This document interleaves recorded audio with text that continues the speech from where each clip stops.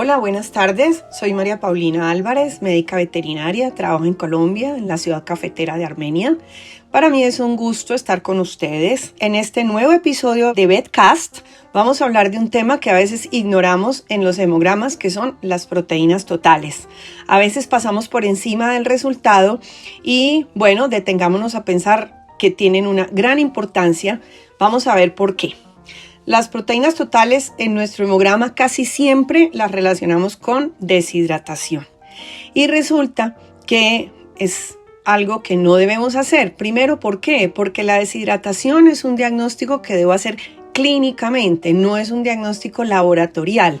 Es algo que yo debo analizar con el paciente sobre la mesa. Que algunos cambios de laboratorio me la sugieran, obvio, un animal deshidratado no es lo mismo que uno normohidratado, pero yo no puedo esperar un resultado 24 horas si lo mandé a otro laboratorio para ver si estaba deshidratado mi animal. O sea que es un diagnóstico clínico. Las proteínas totales no deben ser una herramienta para diagnosticarla. Entonces, ¿para qué más me sirve? Por ejemplo, un hemograma cualquiera que venga con unos sólidos totales o proteínas totales. La diferencia entre sólidos totales y proteínas totales es la técnica de medición. Los sólidos totales se miden en refractómetro, no es una técnica directa para medir albúminas y globulinas. Simplemente mide una característica física del suero o del plasma cuando yo la pongo en el refractómetro. Y las proteínas totales sí son un análisis específico de lo que yo quiero medir por técnicas espectrofotométricas. ¿Listo? Pero vamos a usar el término de manera indistinta. En algunas ocasiones se me sale proteínas totales, en algunas me sale sólidos totales. Numéricamente son muy similares cuando los vamos a hacer. Bueno, veíamos entonces que un hemograma con parámetros normales o pueden estar anormales, pero en algunas ocasiones vendrán, por ejemplo, con unos sólidos totales de 4. O en otras ocasiones me pueden llegar de 8.5 y muchas veces ignoramos ese resultado. Primero, entonces, ¿qué son esas proteínas? Ese 4, ese 9.5, ¿qué son? Las proteínas totales son la suma básicamente de la albúmina, las globulinas y el fibrinógeno circulante. O sea que albúmina más globulinas más fibrinógeno me van a dar un dato que normalmente se aproxima a 6.5, 6.7, algo así en un paciente, digámoslo así, normal. Por lo general vamos a empezar ya a analizarlas. La proporción normal de albúmina globulina es 2:1 en condiciones normales. Entonces, si yo tengo, por ejemplo, vamos a dar un caso hipotético en un paciente que vamos a tomarlo de ejemplo para toda nuestra charla, que las tenga en 6 para redondear cifras. Entonces, si conservamos la proporción 2:1, vamos a considerar que la albúmina, va a estar en una proporción 2:1 de globulina más fibrinógeno. O sea, que de ese 6 podríamos pensar que más o menos 4 va a equivaler a albúmina y 2 van a ser el equivalente a globulinas más fibrinógeno, ¿sí? Entonces ahí tenemos ya como un valor de referencia. Los valores cercanos, 6, 6.5, 6.7, más o menos 4, 3.8 va a ser albúmina y el resto van a ser globulinas y fibrinógeno. ¿Qué es la albúmina? Es la principal proteína de la sangre. La sintetiza el hígado, se encarga de mantener la presión oncótica, sirve de vehículo a hormonas, bilirrubina, fármacos y ácidos grasos. Se encarga también de que el compartimiento intra y extravascular estén correctamente distribuidos, que no haya excesos de volumen circulante ni exceso de volumen en el tejido extravascular. La albúmina no se filtra por el glomérulo porque tiene carga negativa y el glomérulo también, entonces se rechazan. Ella pasa derecho por el glomérulo y se mantiene dentro de la circulación. Las globulinas, ¿qué son? Importantísimos componentes también del plasma. Incluye varias cosas, no solo son inmunológicas, incluyen proteínas transportadoras para algunas sustancias, como las proteínas de inflamación de fase aguda, factores de coagulación, complemento e inmunoglobulinas. Ejemplos, por ejemplo, están las betaglobulinas que transportan el hierro. Las alfaglobulinas inhiben las proteasas. Las gamaglobulinas son las inmunoglobulinas. Y el fibrinógeno, que es una porción pequeñita, es una proteína de muy alto peso molecular que por efecto de la trombina, cuando hay calcio, se convierte en fibrina y forma el coágulo, importantísimo también. También se sintetiza en el hígado, como casi todas. Bueno, una vez vista la teoría de qué es cada una, pues ya sabemos, lo más fácil es medir las proteínas totales con un refractómetro, centrifugamos la muestra, ya sea suero o plasma, una gotita de ese sueroplasma la ponemos en el refractómetro y hacemos la lectura. También es importante en ese momento observar el color del suero o del plasma y reportarlo. No es lo mismo un plasma amarillo, un plasma lipémico que un plasma de color normal. Vamos a empezar con hiperproteinemia. Por ejemplo, se da cuando tenemos proteínas totales en animales normohidratados superiores a 7,2, 7,5, a veces llegan a 10, 12, en algunas ocasiones el refractómetro nos puede llegar a mostrar más de 12. Y aquí empieza lo interesante del asunto. Vamos a poner un ejemplo hipotético. Por ejemplo, un perrito me llega con unas proteínas totales de 9,5. Lo primero que se me viene a la mente, ¡ay, está deshidratado! Pero no. Empecemos con lo que empecé al comienzo. ¿Qué quiere decir 9,5? Quiere decir que la albúmina más la globulina me dan 9,5, ¿cierto? Difícilmente en un animal la albúmina va a ser superior a 4,5. La viscosidad de la sangre sería tan alta, que ese paciente tal vez ya no llegue vivo al consultorio porque es muy duro para el corazón bombear una sangre con una albúmina superior a 4,5. Es demasiado difícil y el cuerpo lo sabe y todo está regulado. Entonces difícilmente una albúmina va a estar por encima de 4,5. Y habíamos hablado que si este paciente tiene 9,5, nuestro ejemplo, de proteínas totales y tiene, digamos, lo máximo que puede llegar a tener un animal, 4,5 de albúmina, este animalito vamos a concluir que tiene 5 gramos por decilitro de globulinas, ¿sí? 5 de globulinas más 4,5 de la albúmina hipotética, que decimos es lo máximo que podría tener este animal, me da 9,5. Unas globulinas, discúlpenme, de 5 son altísimas. Me están diciendo hay algo que está generando un incremento en las globulinas. Entonces, por teoría, un valor de globulinas superior a 3 sugiere un estímulo antigénico persistente. Por lo cual, vamos a llegar a nuestra primera conclusión. La hiperproteinemia, o sea, el animal aquel de 9,5, 12, 11,5, por lo general, la hiperproteinemia me sugiere que lo que hay es una hiperglobulinemia, porque lo máximo que puedo tener de albúmina es 4,5 y de ahí para arriba hasta llegar al valor encontrado van a ser globulinas. Entonces yo ya tengo, y esta es la primera conclusión que debemos tomar de este bedcast. La hiperproteinemia por lo general sugiere hiperglobulinemia.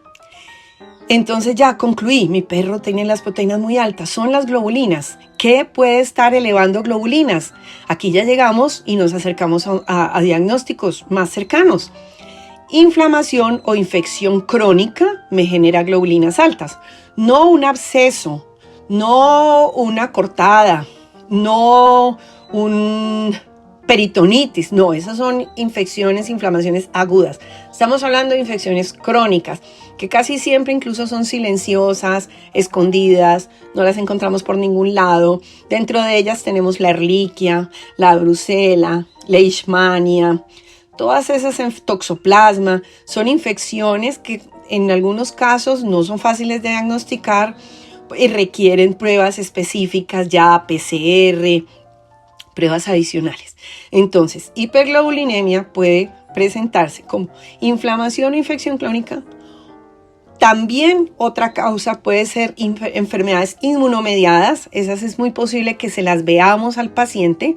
Muchas veces vemos la naricita, lesiones que son compatibles con dermatitis de tipo inmunomediado. Y otra causa muy importante de hiperglobulinemia van a ser las neoplasias. Entonces, ¿qué pasa con estos pacientes que tienen hiperproteinemia? Ya sabemos que tienen o algo oculto, inflamación, infección crónica, la cual necesita otros métodos de diagnóstico, o tiene neoplasia.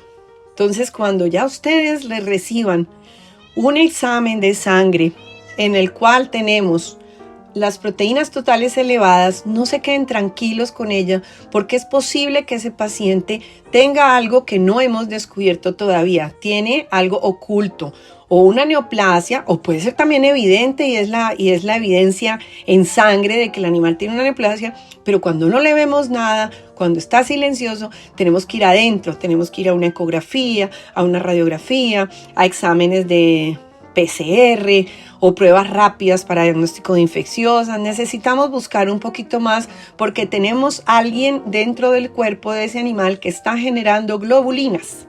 Entonces volvemos a decir, nuestra primera conclusión es que la hiperproteinemia por lo general me sugiere hiperglobulinemia y ya vimos las causas. Vamos al otro lado, el paciente con hipoproteinemia, o sea, un paciente normohidratado con unas proteínas inferiores a 5.5.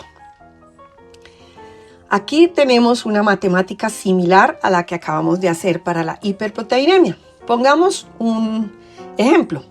Tenemos un animalito que tiene, por ejemplo, las proteínas totales en 4.5. Entonces podemos decir, ay, algo le está fallando, están como bajitas, pero no nos quedemos allí. Están bajitas, ¿por qué?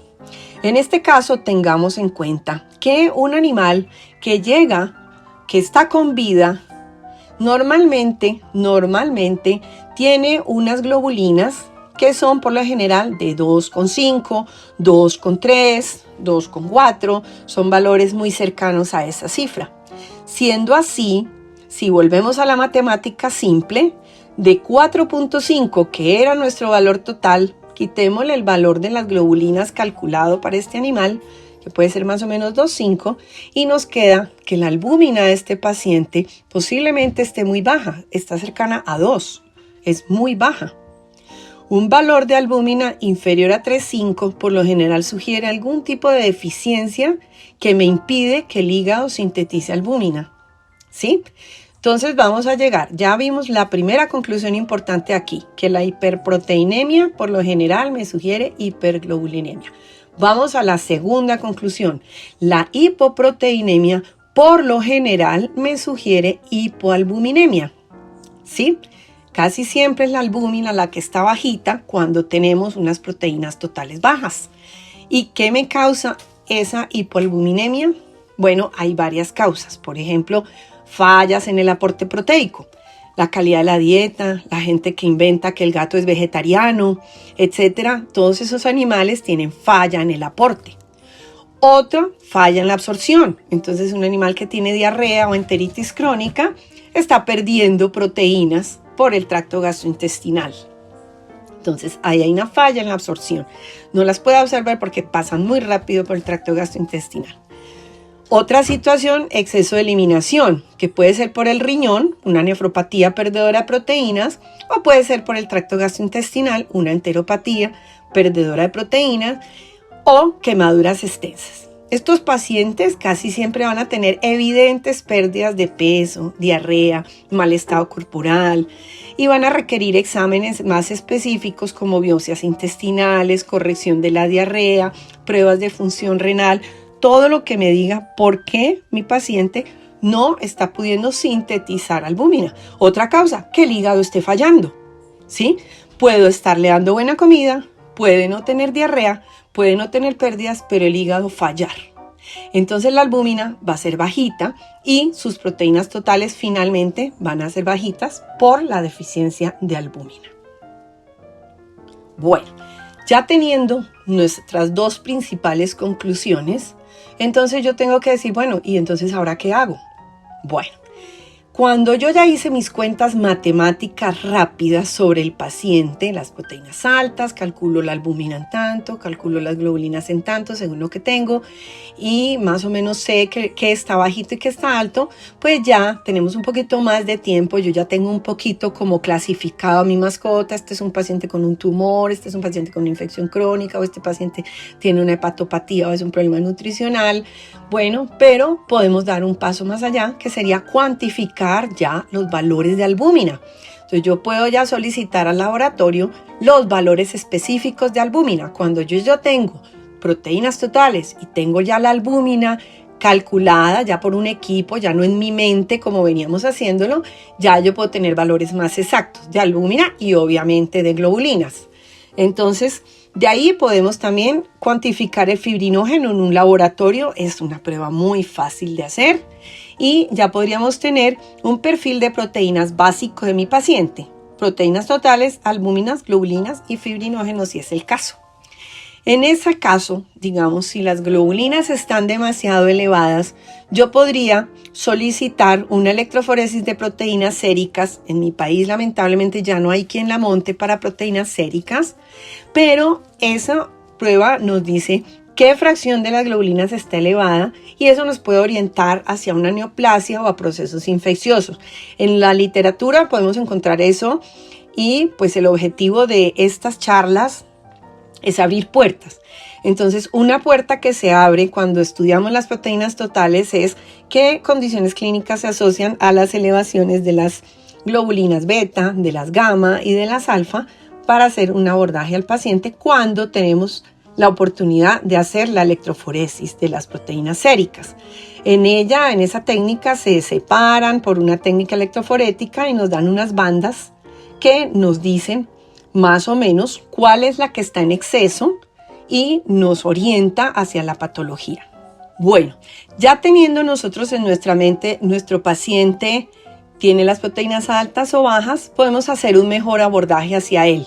Nosotros ya podemos saber si es un paciente que requiere más análisis. Fíjense que es muy diferente de decir simplemente mi paciente está deshidratado a decir sospecho que mi paciente tiene un tumor y no lo he descubierto, o sospecho que mi paciente tiene una infección crónica y no la hemos descubierto. O en el caso de las proteínas bajas, es posible que este paciente tenga una insuficiencia hepática o haya realmente un problema nutricional o de aporte proteico, y ya nuestro diagnóstico nos va a encaminar a qué pruebas, qué abordaje lógico y racional le puedo hacer a esta mascota. Bueno, con esto termino mi corta charla. Espero que hayan comprendido, les haya gustado y bueno, esperamos entonces que sigamos haciendo y escuchando muchos episodios de Vetcast para seguir aprendiendo mucho en nuestra vida profesional. Muchísimas gracias.